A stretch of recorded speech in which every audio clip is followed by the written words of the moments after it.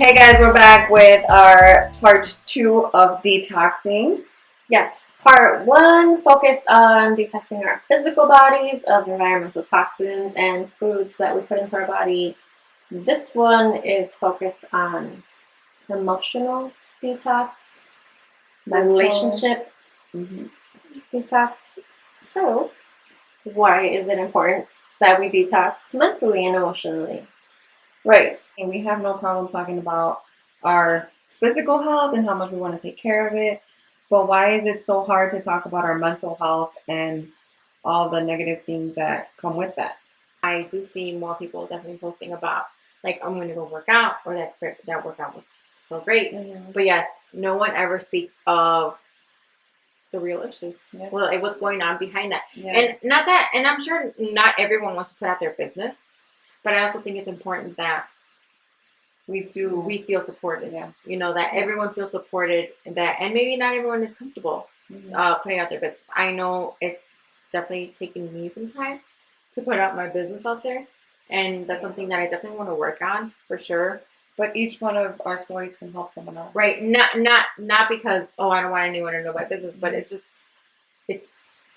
it's definitely, I think, emotional roller coaster is definitely with, I mean, even, no one talks about it. Yeah, and no one talks about it, so that's definitely something. Unless you're already there, you're like at a therapist. Or you're actually just done, like, you know, those rants on Facebook where it's like, okay, this person's going through a lot. Yeah, but why should it get to that point? We should talk about it. We should be able to talk about it with our friends or our family. And I think the first step to all that, though, is also to checking yourself first. You know, checking yourself first of negative thoughts, negative feelings, what we put out, the negative energy that we put out. Yeah. Yeah, a lot of times we're like, oh, haters, they're going to say this, they're going to say that. And we don't realize that sometimes it's us. It's not like you're a hater, but you're just spewing out negativity and you don't catch yourself. And I really hate that word. I hate that word. I hate haters, guys. I hate the word haters because I feel like haters, you know what I feel? It's like a fan of haters. I don't know how to explain it. You know what I'm saying? Yeah. Where it's like, oh, you have fans that are wishing bad on you. I don't believe in that. Well, that's what they did. Like, they turned it around to make themselves feel better. And it's like, oh, I have haters. Keep on hating. But nobody has time for that. No one has time to hate on you. Like, they're doing their own thing. They really been like, how do you have time to hate on someone that much? I just don't know how to be a real thing. I mean, maybe. But if you have time to hate, you have some time on your hands to work on yourself. Like, let me tell you that. Pick up some books, because I posted a lot of audio books y'all can start reading. You're so good with that. You're so good with audiobooks. I'm like, let me listen to all my music. I just have a really long ride to work and back. So, and no kids in the car. There you go. So I guess that's what helps. But even then, it takes me forever to finish some.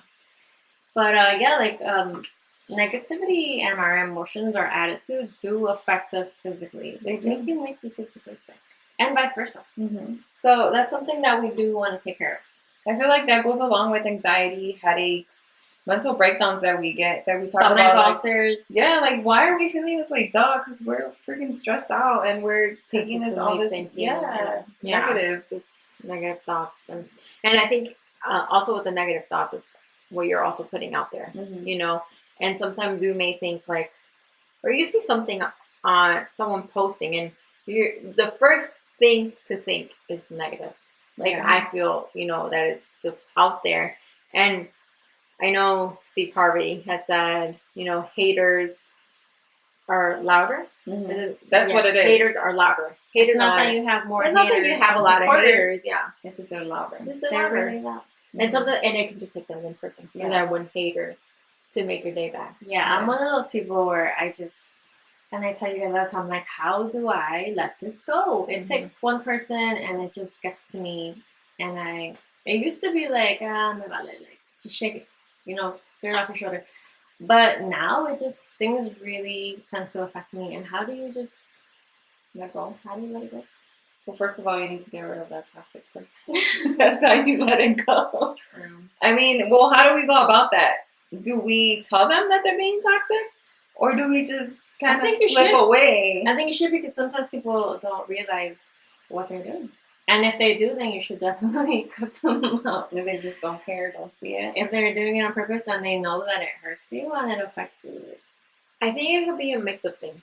I think it could be a mix of, okay, once there could be people that may not know, or like, okay, there's two types of people that don't know and that are willing to work at it. Mm-hmm. And there's the other person that don't know but are in denial.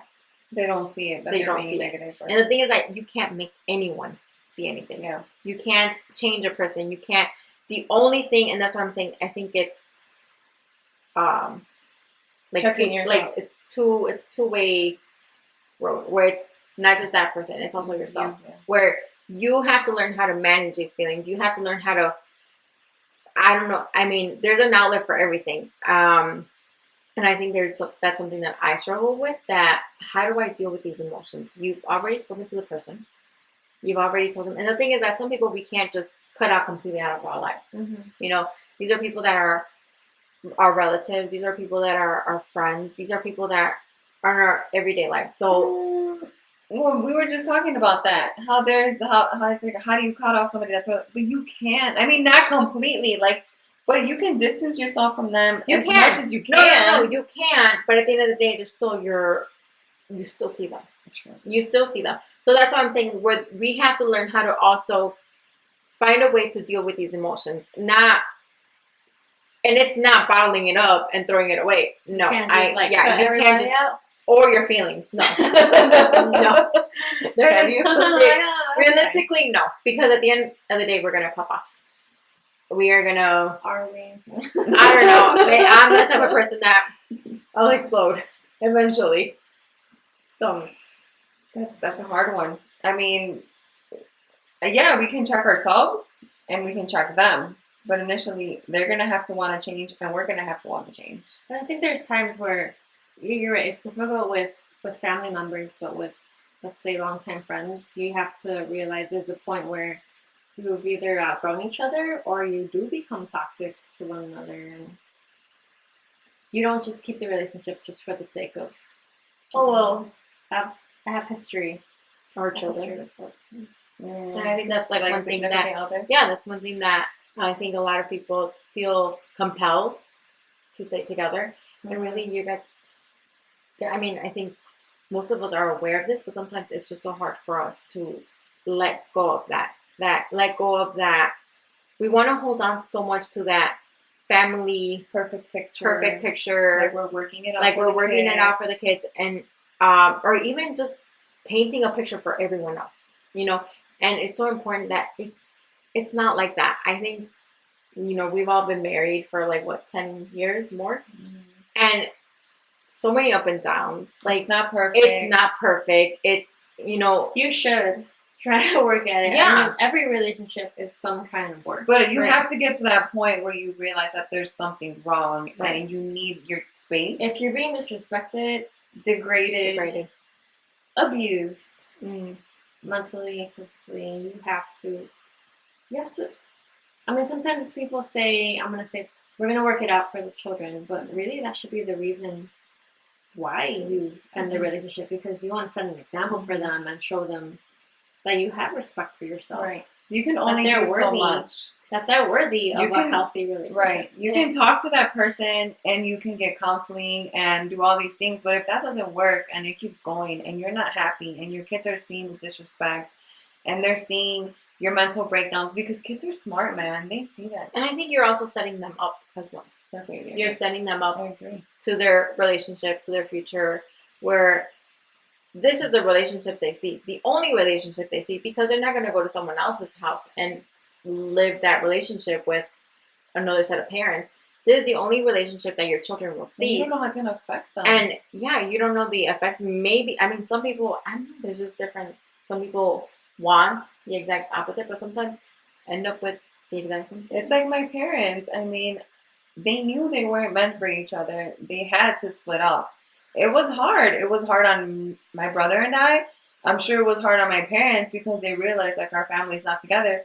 But at the end of the day, I feel like that's what made us who we are. Like till this day, the reason why my brother hey, bro, you know, I talk about you all the time. I'm so proud of you.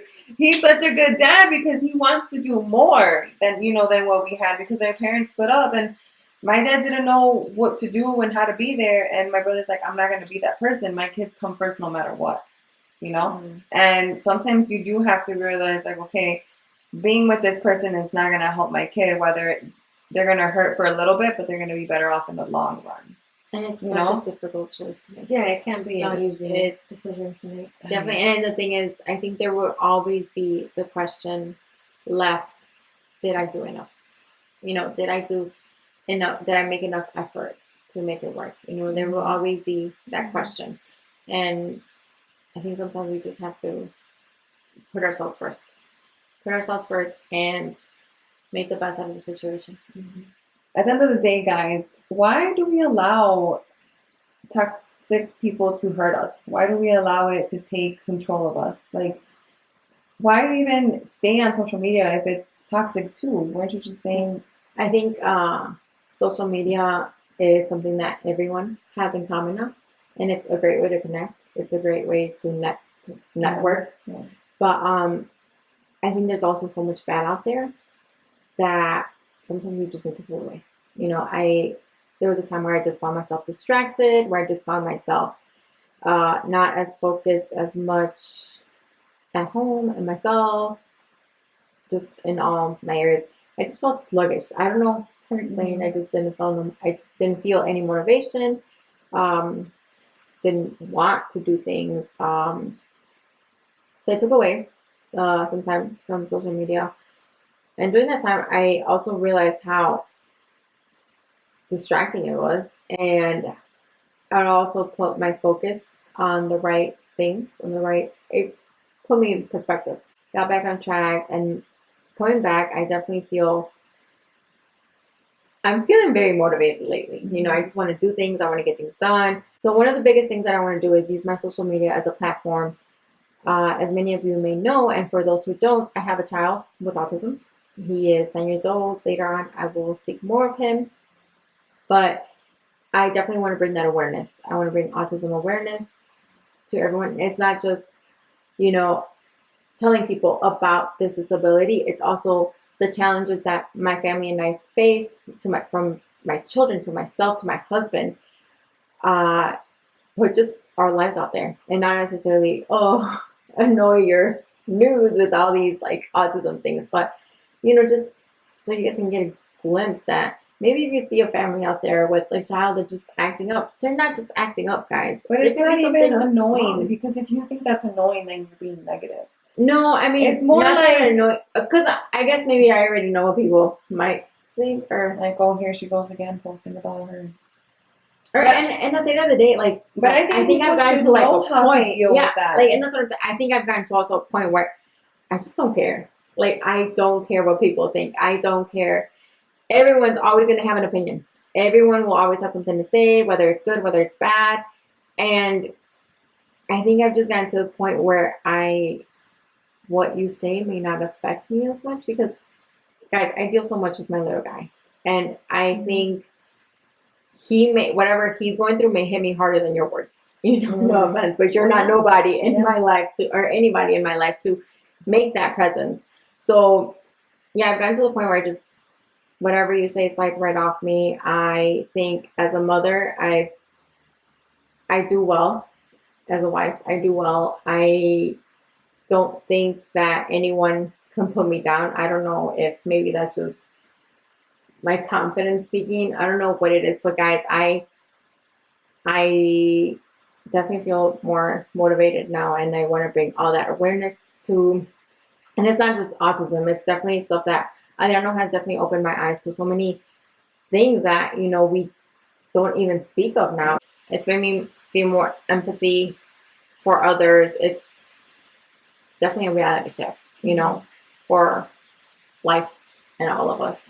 And I think that's what we should do with social media, guys. Like, the way that she's bringing her son out to, like, a lot of people won't understand if you don't have someone in your family with it, or someone that you're close to, because that's what people do. Like, that's why people give weird looks, because they don't know what it is. They don't understand it. And honestly, like, if it wasn't for Adriano, I wouldn't know either. My kids wouldn't know.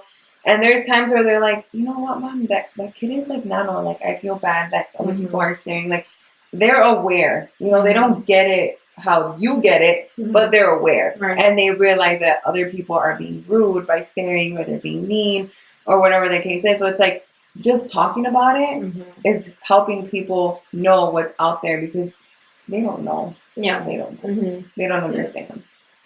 Yeah. So we've all been motivated to be more open with all you guys about all of our experiences, because we do want to help as many people as we can and bring some positivity up in here, because yeah, I had to pull away from social media for a long time too, because it was just so negative. I can't believe how you guys talk to each other. Like the nerve y'all have. No one will say that.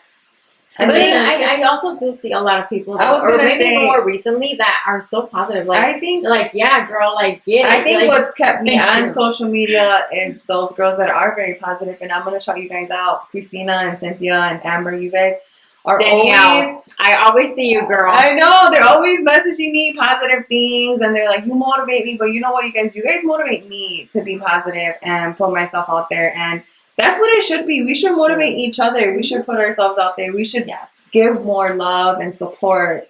Yes, because hate can be loud, but we need to make love and louder. Positivity louder. Be more encouraging, guys. So let's share those. It's free. Let's share those positive quotes, you guys. I will never get tired of them. I know some people are like, oh, whatever. But it's like, then you're the one. I like them. You're the one that needs to change. No, it's just, they're not ready to receive. That's okay. That's right. And that's okay. You were saying that. That's okay. We are ready to reciprocate. They're not ready to receive. And that's okay. On to the next. Keep pushing. And everybody's on a different path. You're right. They're not ready now, but maybe they will be later. For sure. Yes. Thank you for watching, guys. Our next video. See you guys next time.